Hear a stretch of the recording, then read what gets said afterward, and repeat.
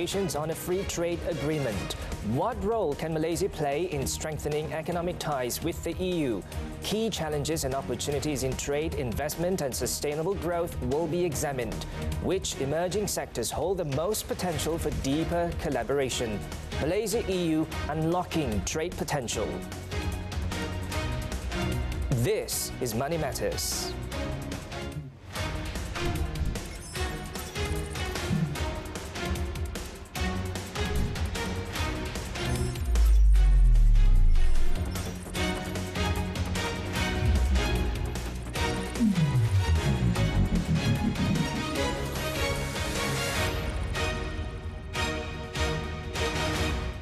Hello there, good evening and welcome to Money Matters. I'm Muhammed Ahmad Hamdan. You're tuned into TV3, where you can also stream on Tonton. Joining us today is none other than Sri Rebecca Sta Maria, former Secretary General of the International Trade and Industry Ministry. Welcome to the program, Sri. Thank you for having me. Great. Now, Sri, you were the Secretary General of the Ministry of Trade and International Trade, MITI basically, back in 2010, yes, when the first series of negotiations for this FTA between Malaysia and EU took place, which was then halted in 2012, 2 years later. Were you surprised to hear that the plan is now back on the drawing board?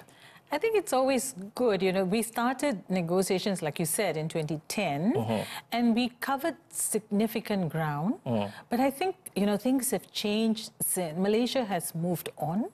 We have achieved quite a bit in terms of engagement with our trading partners.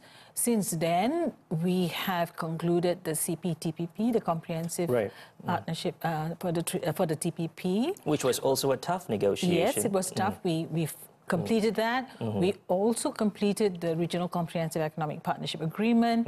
So, you know, these agreements sort of paved the way, laid the foundation for us to re-engage with the EU. The EU FTA then was a tough negotiation. But, you know, we learned a lot through our subsequent arrangements, negotiations. And Malaysia, too, has made significant progress in key areas. In sustainable development, for example, you know, the work we've done with palm oil, which was then a sticking point, sustainable palm oil. And if you know how the Ministry of Primary Industries has worked so hard for to ensure that our palm oil producers comply with the MSPO, Malaysia Sustainable Palm Oil. So we've done all that, and you know, that has not gone unnoticed. And you know, so that's one area that we've really made immense progress in, and that facilitates some of the discussions going forward. Now, trade agreements used to be just about market access. You know, just making sure that we work on tariffs, bringing tariffs down, things like that. But today, when you talk about trade agreements, it is more than just market access.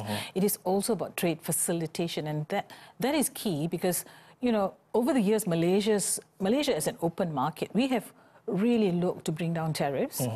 And so what is important here then is the trade facilitation aspect. How do we make sure, as I said, because we are an open economy, we need to ensure that we diversify our markets, open our markets. And EU is a significant market. They're our fourth largest trading partner and our second largest FDI in terms of stock. So a very important investor in Malaysia as well. So it's only logical that we look to deepen this relationship. Yes, 2010 to 2012, that was a different time. There were a lot of things that we were still, you know, not quite ready in terms of, you know, the disciplines and all that. But we've made progress, as I said, negotiating with the other trading partners in ASEAN, in the CPTPP. We've made some progress there. And really now it's to build on and to re-engage with the EU. It's time to do it. Right. But now that the talks are back on the table, right?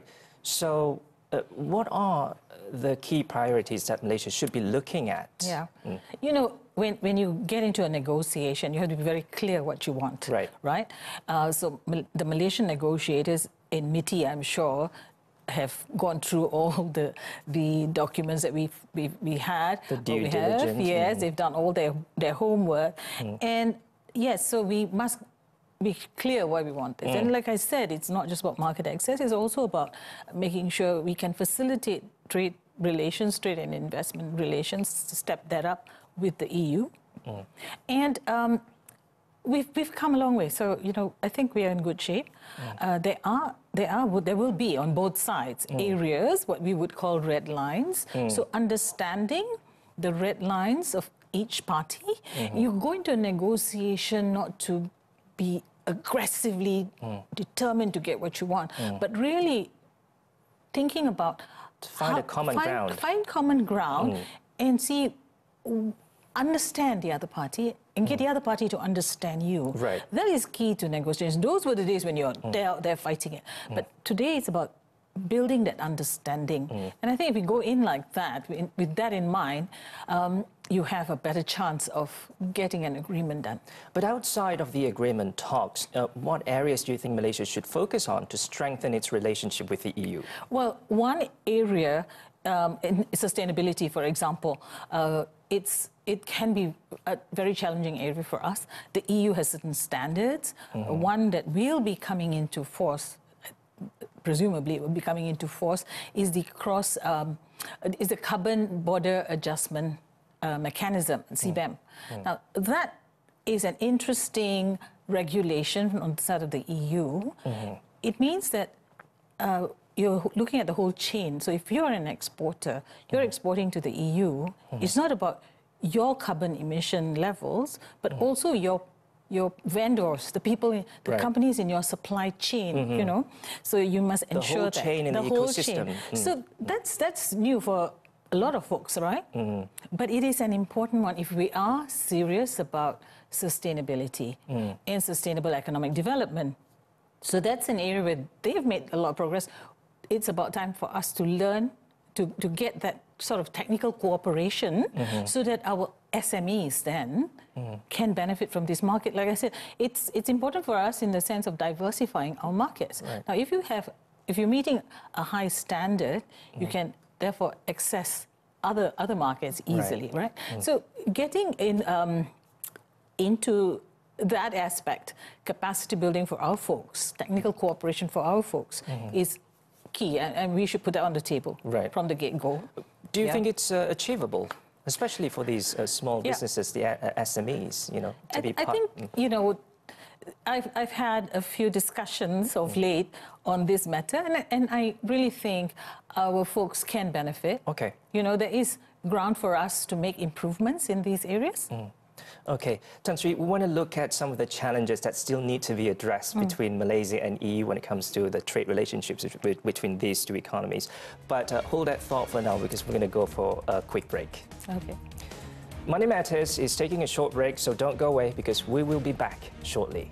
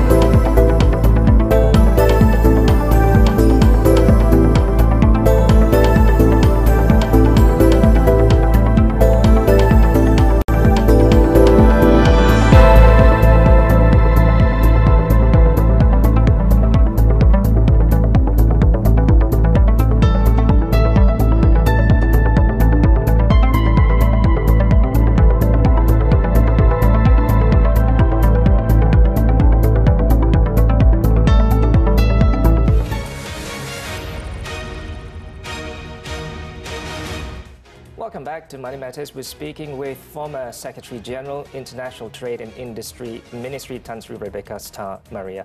Now, Sri, what are the challenges that do you believe Malaysia need to address when it comes to its relationship with the EU in light of the plans to resume the free trade agreement between EU and Malaysia?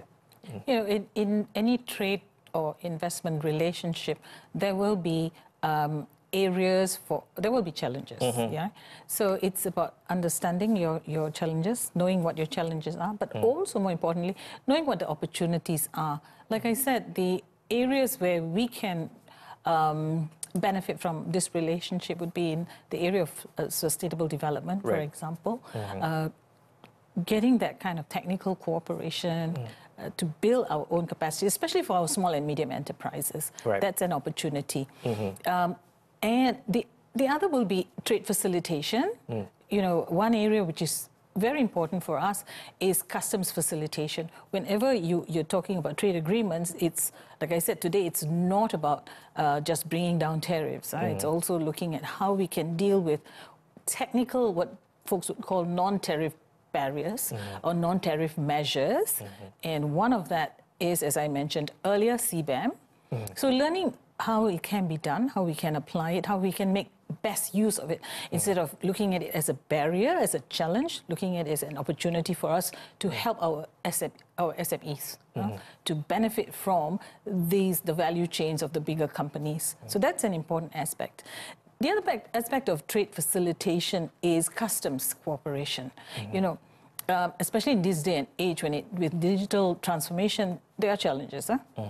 So working together, customs to facilitate business at the border, behind the border, you know, those are matters where we've started, and we need to deepen that relationship with our customs so that you know, our products, our goods and services can cross borders seamlessly.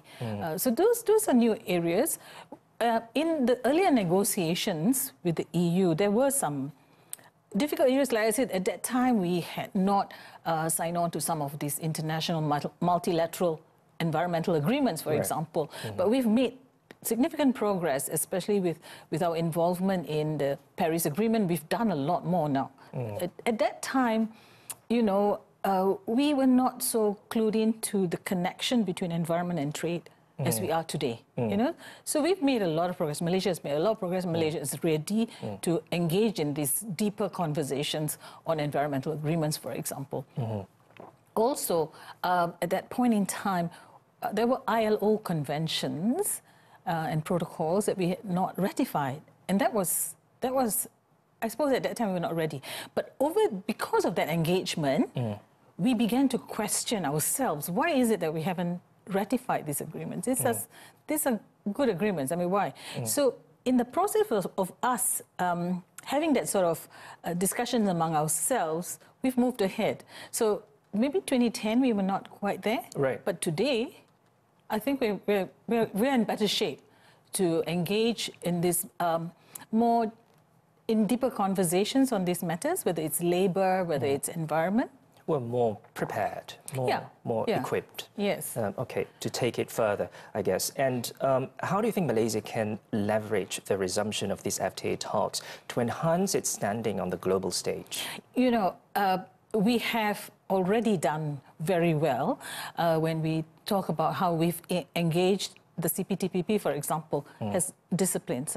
The disciplines on international property rights, disciplines on government procurement, disciplines on competition policy. With the UK on board as well, right? Now, that should say something. So we are in a better position now. So as I mentioned earlier, trade agreements are not just about market access, but also disciplines. And disciplines are good for business. Key to these disciplines are the issues of transparency and predictability. Transparency and predictability are essential for business, right? And you want to be able to ensure that, you know, going forward, our businesses will not be subjected to changes just like that, you know? Whereas when you are locked into an agreement, you are sure of transparency and predictability, you know, rule of law. you're sure of that. And that predictability is so important for businesses if you're planning ahead, because businesses don't just do it for the short term, they're in it for the long term, especially if you're investing. Likewise for the EU, and they want EU companies that want to invest in Malaysia, they look for the same things. They want rule of law, they want predictability, they want transparency. And this is what trade agreements bring to the table. These are elements that trade agreements provide, that kind of surety for both parties, the businesses on both parties, whether the investors or whether the traders, the manufacturers. That's what is the essence of, or why you get into a trade agreement in the first place. Right. But I still remember very quickly, Tan Sri, Malaysia saying that some of the concerns raised by the EU back then, these concerns were deemed discriminatory, not just by Malaysia, and also Indonesia. What changed now, very quickly, before we go for another break? You know, like I said, it's a point of readiness, right? Your system, you don't go into a negotiation saying that you are going to be discriminated against. You're going into an agreement, a negotiation, to see what you can get out of that particular agreement for your people. So the objective has to be very clear. Situations change, situations are dynamic, and we grow. Malaysia has grown a lot since then, and so we're in better shape now. Okay, great. Tan Sri, we're going to go for another quick break. Don't go away. Money Matters is taking another short break, so stay tuned.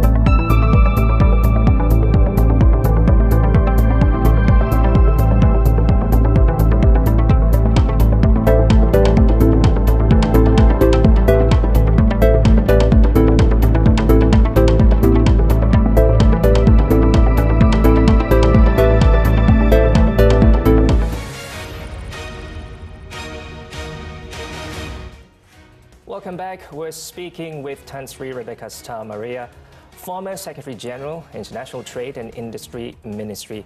Sri, what are some of the steps that we can take to ensure sustainable growth in our trade with the EU during these ongoing FTA talks? You know, the FTAs, free trade agreements, are tools.